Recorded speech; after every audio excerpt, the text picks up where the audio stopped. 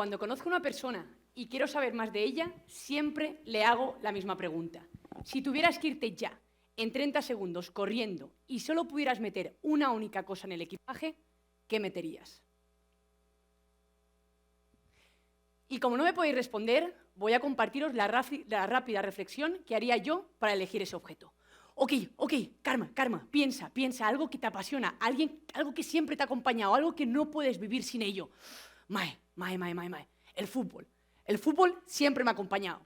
El fútbol es parte de mí. El fútbol es dale, uy. Se me acaba el tiempo. ¿Qué más me apasiona y me mueve visceralmente?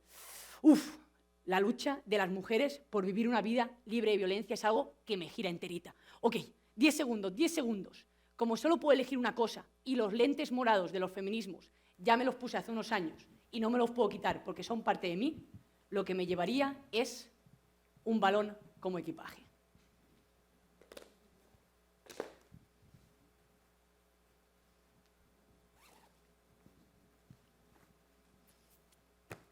Y así fue como dejé España y aterricé a Costa Rica. Iba a realizar un proyecto de final de tesis de 4 meses y ya llevo 32. Y perdón por el spoiler, pero aún no tengo pasaje de vuelta. Lo siento, mamá. Lo que yo no sabía al iniciar este viaje es que iba a jugar un partido cara a cara con ser superviviente de trata de personas y no saber a quién acudir ni con quién sentirme segura. Lo que yo no sabía es que iba a ser abusada por mi propio padre, el cual tengo que ver todas las mañanas cuando despierto. Lo que yo tampoco sabía es que no iba a poder cumplir mi sueño de entrar a la universidad, porque con 18 años ya tengo a mi segundo bebé entre mis brazos.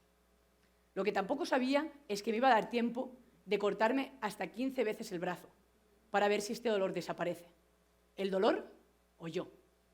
También tengo un ojo morado cubierto de kilos de maquillaje que intentan esconder la vergüenza que no debería estar sintiendo. Y claro, llega la pandemia y me dicen, quédate en casa. Pero nadie se detuvo a pensar que en mi casa está mi esposo borracho y decidir si follar o no nunca ha sido una opción para mí. ¿Por qué he contado todas estas vivencias en primera persona como si yo las hubiera transitado? Muy sencillo. Cuando una mujer vive por todas estas experiencias, sin importar su situación ni interseccionalidad, es algo que nos afecta a todas. Porque esto es una lucha del 50% de la población. No, suave un toque, mentira. Esto es una lucha del 100% de la población. Y empecemos por nosotras. Es mi lucha y es la tuya. Y es la tuya, y es la tuya. Y ahí, compañera, no te hagas la despistada, y compañero tampoco, que también es vuestra lucha. Todas estas situaciones han sido vividas por niñas y mujeres de Fundación Goles, cuyas siglas significan género, orgullo, libertad y empoderamiento de ellas en la sociedad. Y es la organización que la vida, hace 3 años, aquí en Costa Rica, me ha dado el placer de crear. Recordando un poquito la reflexión inicial, parece ser que haber elegido una bola como equipaje no fue mala opción, ¿verdad? ¿Y si os cuento que esta bola se está convirtiendo en la mejor herramienta de empoderamiento femenino posible? Toma bola. La idea es muy sencilla. Usar un espacio, como el fútbol, tradicionalmente masculino y hasta violento, como un espacio de resistencia y de lucha, en el buen sentido de la palabra, por mis derechos como mujer en zona en riesgo social. Si aprovechamos toda la potencialidad que tiene un deporte en equipo para transformarla en sororidad, hasta hemos visto día a día como cuando una niña sabe que si quiere puede jugar a fútbol, entiende que puede hacer lo que quiera con su vida. Y eso, mi gente, es poderoso. Así de claro. Y cuando todas nuestras jugadoras, hijas, madres y hasta abuelas gradualmente se empoderan y pasan a ser agentes de cambio personal, familiar y comunitario, ellas mismas expanden la igualdad y la libertad que aprendemos en Goles, en la cancha, a todos sus espacios. Casa, escuela, colegio, trabajo, hasta en las calles. Y desde la colectividad que un deporte en equipo maravilloso como el fútbol nos permite, hemos aprendido entre todas a sanar y a erradicar todas las situaciones que antes os he comentado. Porque así de claro os lo digo, el fútbol refleja la sociedad.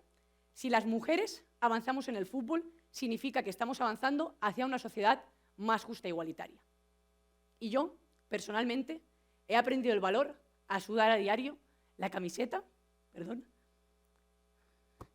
y yo a diario he aprendido el valor a sudar la camiseta por defender nuestro derecho a jugar a fútbol, pero sobre todo nuestro derecho a estar vivas. Y aquí sigo yo, con un balón como equipaje, y el viaje aún no termina. Porque ¿qué pasa si llevamos fútbol y libertad a otros países, a otras comunidades, a otros asentamientos, a todas las niñas y mujeres que nos encontremos? Así es como un balón como equipaje se está convirtiendo en mi proyecto de vida. Y el próximo año voy a empezar a recorrer toda Latinoamérica descubriendo cómo el fútbol cambia la vida de niñas y mujeres en zonas en riesgo social. Y aquí os vengo a contar de algo maravilloso y fabuloso que se llama Dharma. Ojo, no es lo mismo que karma. Para este partido voy a convocar a Jay Shetty en su libro Piensa como un monje, quien define el Dharma de la siguiente manera: cuando tus pasiones y talentos conectan con lo que el universo necesita y se convierten en tu propósito y vives en el Dharma. Como decís aquí, a mí me estalló la jupa cuando descubrí eso. Vamos a aterrizar un poquito esta idea. Ojito a esto. Mi propósito es para mí, mis pasiones son para mí. Mi Dharma pasa a ser también para otros. En mi caso, el fútbol siempre me ha acompañado. Primero, como jugadora, mi pasión, para mí. Y desde que creé Fundación Goles, también pasa a ser para otros, excepto para el patriarcado, salao. Sigamos aterrizando esta idea. Cuando vives en el Dharma, de alguna manera, conectas con tus pasiones, con tus virtudes, con tus intenciones, con tus valores más profundos, y lo vas conectando a tu manera de vivir, a tu manera de ser.